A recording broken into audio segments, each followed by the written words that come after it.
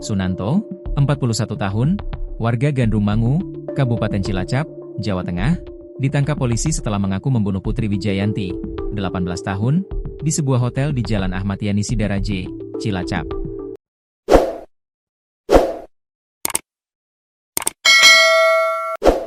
Sunarto tega menghabisi Putri yang merupakan kekasih gelapnya lantaran korban menolak dinikahi. Setelah melakukan pembunuhan, Sunanto sempat menenggak cairan beracun dan berniat mengakhiri hidup. Namun, niatnya gagal. Dia yang siuman kemudian melapor ke resepsionis dan meminta bantuan. Kapolresta Cilacap Kombes Pol Budi Adibuono mengatakan, pembunuhan itu terjadi pada Minggu, 30 November 2025. Kasus ini berawal dari hubungan gelap Sunanto dengan Putri yang merupakan warga Margasari, Sidareja. Hubungan terlarang itu dibangun sejak pertengahan tahun 2025.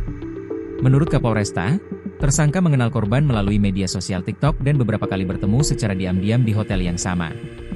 Menurut Budi, tersangka menjalin hubungan dengan korban sejak Juni dan hubungan itu terus berlangsung selama 6 bulan hingga malam kejadian.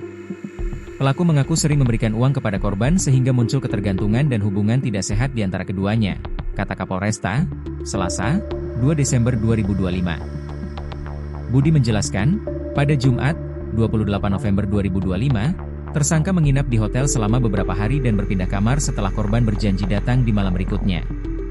Korban tiba pada Minggu malam, sekitar pukul 18.30 waktu Indonesia Barat. Keduanya kemudian berbincang hingga berujung pertengkaran hebat di dalam kamar.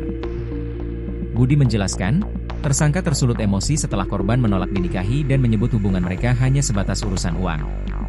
Pelaku marah karena merasa dimanfaatkan secara finansial oleh korban sehingga melakukan tindakan kekerasan yang menyebabkan korban meninggal, ujar Budi. Pelaku kemudian mencekik korban, menjambak rambut, dan menekan kepala korban ke lantai hingga sekitar 5 menit, sampai korban lemas dan tidak berdaya. Pelaku mengakui menekan kepala korban ke lantai beberapa menit hingga korban tidak sadarkan diri, tambah Kapolresta. Dalam kondisi panik melihat korban tak bernyawa, tersangka berusaha mengakhiri hidup dengan meminum cairan Baygon 2 kali.